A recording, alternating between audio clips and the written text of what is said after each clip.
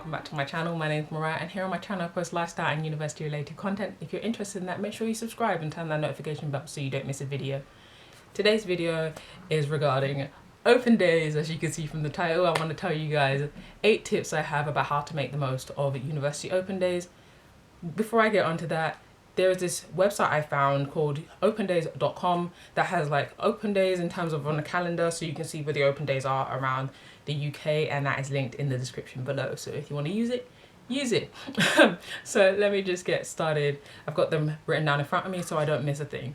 But before the actual open day starts, the first tip is to prepare questions that you may have. You may have had questions just from looking at the site, and that's one thing I suggest to do, is go through the site and pick out things that you're like, okay, do you have this like course? Do you have, if you don't know what course you want to do, obviously, do you have this course, or why does the course structured like this compared to a course being structured like that? Just any question isn't too small, isn't stupid, just ask, write it down. You know, there will always be a Q&A section, whether it's in person or virtual. Make the most of it, you know? So an example question I asked was, because I've applied for physiotherapy and that's got a placement component, I would ask how far are the placements, how do people even get to these placements? I want to know whether people are driving, people are taking the buses, trains, so on and so forth, because then it allows me to prepare myself and figure out whether that is a right university for me. Because if I know I can't afford to do all those things, you know what I mean, I'll live within my means. So that is something to bear in mind. Another thing I have is to bring a notebook or like have a Word document open. I personally, because it's at home, I chose to use a Word document. I have this Word document where I listed all the open days in there, and then I wrote down all the little questions I have, all the little course structure, every little thing about the university I wrote in that document. And the reason I did it like that is so when it comes to the point where I'm deciding which university I want to go to or which one I want to apply to, I have all of them there in one space to compare them.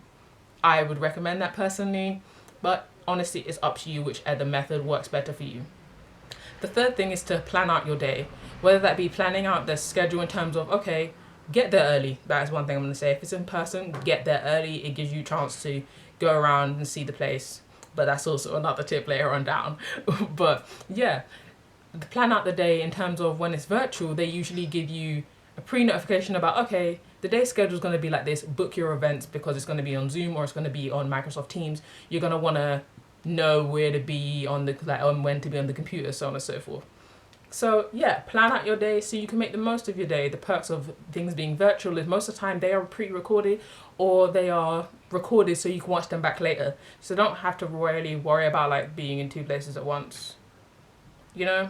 Or worse than the worst, you could have one thing filming on your iPad and nothing on your laptop, and now that the iPad's just pre-recording, like, you know, screen record a whole thing. I don't think they'll have a problem with that. If it means you get to get both information in, I don't see what the issue is personally. But yeah, the fourth thing is speak to students that already attend the university. A great way to do that is through UniBuddy. I used UniBuddy to talk to some people at some of the universities I was applying for, and I think it was very helpful because when I was unable to get certain answers from like teachers, and sometimes you just want something from a student's perspective, I think UniBuddy is a great way to do that. Not every university is a part of this, I believe. It's only certain universities, but if your university that you're interested in is like, you know, a part of this, make the most of it. And it could even be a great way to connect with someone who's actually on your course or going to be on your course, who knows. But yeah, so try that. Another thing I have to say is when it comes to in-person, talk to students, not just like the students that are wearing the t-shirt, but sometimes if you're just walking around and you see someone, they don't look busy, like they're just sitting there, maybe even ask them a question like, hey, what are you studying? I'm thinking of coming here. Like, you know, what do you think of the university, honestly? Like, I'm sure, you know, if you approach them properly, I imagine they're going to be more than helpful and willing to answer any of your questions. Another thing I have is obviously attend course talks. Course talks are the most important things about open days. Well, I would like to say so because you're going to the university for the degree, I hope. So yeah, you're going to want to know as much as possible about the degree before you even apply or even start the degree. So in the course talks, you're going to like want to ask things about the course structure, employability rates, what's the rate of like success after the university, how many people go on to do this and that, and you know, what are the job prospects if you come from this uni or you do this degree if you're currently unaware. Like little things like that I think help make a better decision. Also, make sure you ask about what is the application process. If you're applying for an undergrad, typically you apply for UCAS, so the application process is simple and it's like, you know, the same for everyone. When you're applying for a postgrad, you're applying directly to the university in most cases, so the application process differs. So make sure you ask those kind of questions. Another thing I have is, I believe we're on 6 now. So on the 6th thing I have is accommodation. Okay, in person, you're going to want to see all the accommodation if possible. Ideally, I would say have a pre-look online about what accommodation you want to see, because you may not have enough time to see every single accommodation.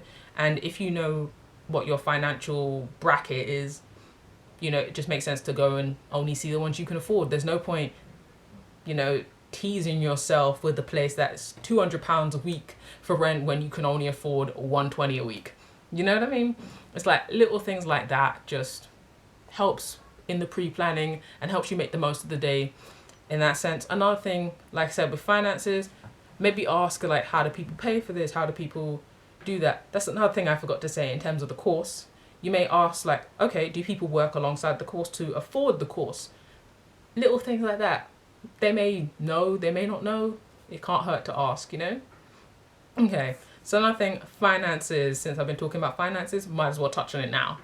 Scholarships. If you're interested in scholarships or like bursaries, so on and so forth, ask the university. I'm sure they have a service that will be there at like in-person open days, and even on virtual open days. If they don't have someone actively there on the virtual open day, I'm sure there's someone you can email, or even if you like go on that, some universities have their Instagram page. You can directly, when they have one of those Q&A sessions, maybe ask a question there. But if it's more personal, I advise you just use email rather than putting everything out there on like Instagram. But you know, that's a great way to do it. Another thing, the last thing, is to explore the area.